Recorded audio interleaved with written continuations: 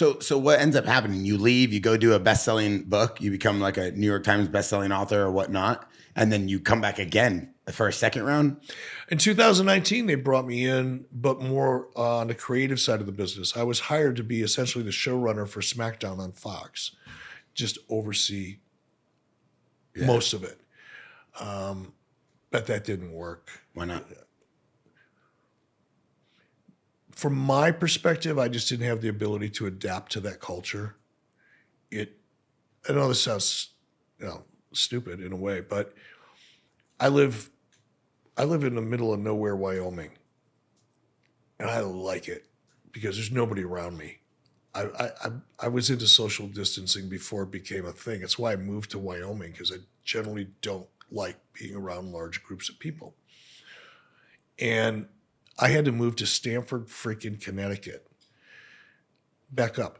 I live in a 5,000 square foot house on 20 acres right outside of Yellowstone National Park. I can literally see it from my deck like Sarah Palin can see Russia. I can see Yellowstone.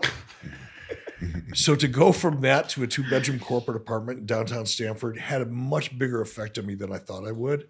I was always uncomfortable there. Now I got to go to work, and I'm working directly face-to-face with Vince almost every day. And sometimes for 4, 6, 8 hours at a stretch, going until 3 or 4 o'clock in the morning.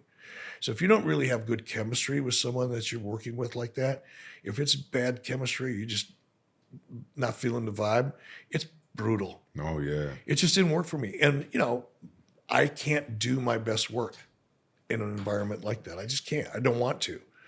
So and that was my fault. I was given the opportunity. I could still be there if I would have chosen to adapt.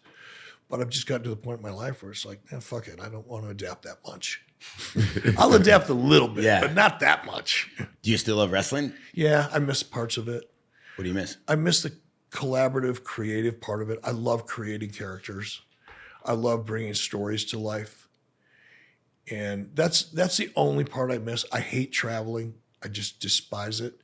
So I don't miss that part. I don't miss having people's careers in my hands. That sounds like a cool thing. Like you manage all these talents, and but they got wives, they've got kids, they got bills, they got issues, and sometimes you got to make decisions that affect people's lives. I don't ever want to be in that position again.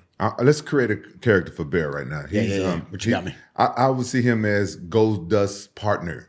Mm-hmm. The one one he never talks about. Is that what you were thinking? Yeah, you can't like Gold Dust. That's what you're thinking. We call you Gay Dust.